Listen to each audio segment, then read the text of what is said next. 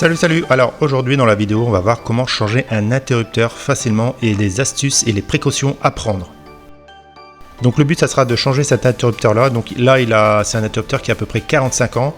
Il fonctionne toujours, mais le seul problème c'est comme vous voyez à côté, ça ne va plus du tout avec le design qu'on a dans la maison. Donc c'est pour ça qu'on va le changer. Donc la première étape est la plus importante, on va aller couper le courant directement au disjoncteur EDF pour pouvoir travailler en toute sécurité hors tension. Et donc là on va pouvoir démonter l'interrupteur en toute sécurité puisqu'on a coupé l'alimentation électrique générale de la maison directement au disjoncteur EDF. Allez, c'est parti. Et donc là on a juste deux vis à démonter, donc c'est très simple, et là on va pouvoir l'ouvrir. Et donc là on peut voir que c'est un interrupteur qui n'est plus du tout aux normes. On est à vis, donc il suffit de dévisser pour libérer les fils électriques. Donc une astuce c'est de bien vérifier les cuivres, puisque en plus là on était sur des borniers à vis, et donc les borniers à vis ont tendance à abîmer les cuivres, à les fragiliser. Et donc moi je préconise de couper en fait les fils, surtout regardez, là je vous montre, là le fil a été complètement écrasé par la vis du bornier, et donc il s'est fragilisé. Et donc lorsque je vais faire bouger un peu le cuivre, vous allez voir en fait il va se casser très facilement, et donc là il y a des risques en fait que votre connexion se fasse très mal. Et donc là vous voyez, hop, c'est cassé. Donc il ne suffit pas de grand chose pour les casser, donc c'est pour ça moi je vous conseille de bien vérifier avant de mettre vos nouveaux interrupteurs. Donc s'il faut, coupez-les. Il faut que les cuivres soient droits et pas du tout abîmés, et surtout avant de couper, vérifiez bien que vous avez assez de longueur pour câbler votre nouvel interrupteur.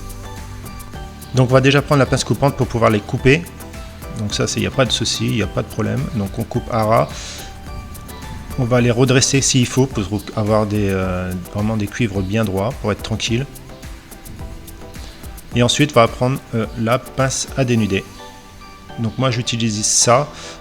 Si vous n'avez pas ça, donc il y a d'autres modèles. Et donc sinon vous avez aussi ce modèle là en fait qui permet aussi de dénuder, puisque en bas de pince en fait vous avez de quoi dénuder de 0,75 à 6 carrés. Donc c'est largement suffisant, puisqu'ici on est sur du 1,5.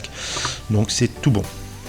Donc pour la rénovation de la maison, j'utilise ce type d'interrupteur qui est dit va-et-vient, mais en fait ce type d'interrupteur on le trouve maintenant partout, puisque c'est un interrupteur complètement polyvalent qui peut être utilisé pour les circuits va-et-vient, c'est-à-dire les circuits avec deux interrupteurs, et aussi les circuits à un interrupteur, donc simple allumage.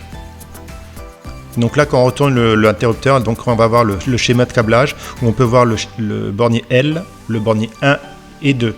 Donc là dans cette vidéo je vais pas rentrer en détail de la signification de ce bornier L1 et 2, puisque j'ai fait une vidéo exprès sur ça, sur la signification de ces trois borniers là.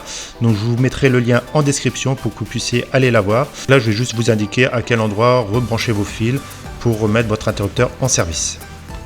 Mais avant de m'attaquer au câblage, en fait il va falloir que j'installe le support d'interrupteur, puisque sinon je ne vais pas pouvoir remettre après l'interrupteur.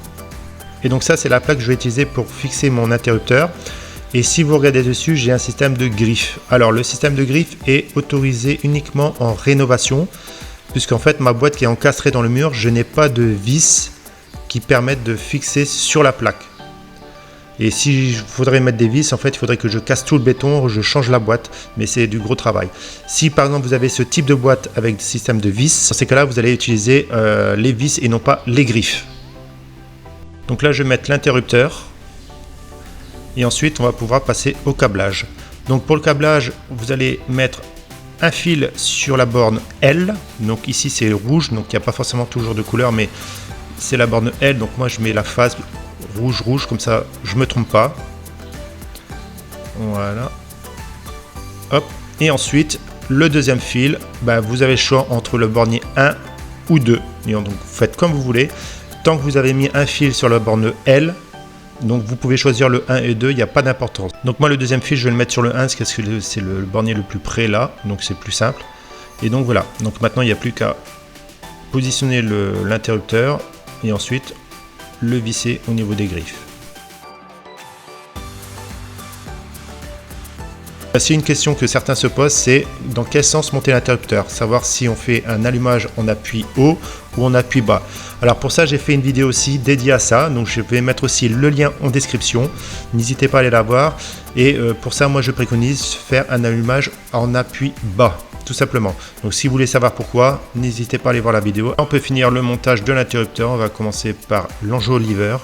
Donc ça, l'enjoliveur, c'est la partie centrale. Donc pour moi, j'ai deux parties. Donc là, à cette étape-là, on va pouvoir remettre le courant et vérifier l'allumage, savoir si on a l'appui haut ou bas pour l'allumage. Ça va dépendre du sens que vous avez choisi. Et si vous êtes trompé, il suffira de recouper le courant au niveau du disjoncteur EDF et simplement retourner l'interrupteur. Donc il n'y a rien de compliqué. Et ensuite, refixer et on continue le montage. Et donc là maintenant, on va pouvoir mettre le cache. Et voilà, c'est terminé.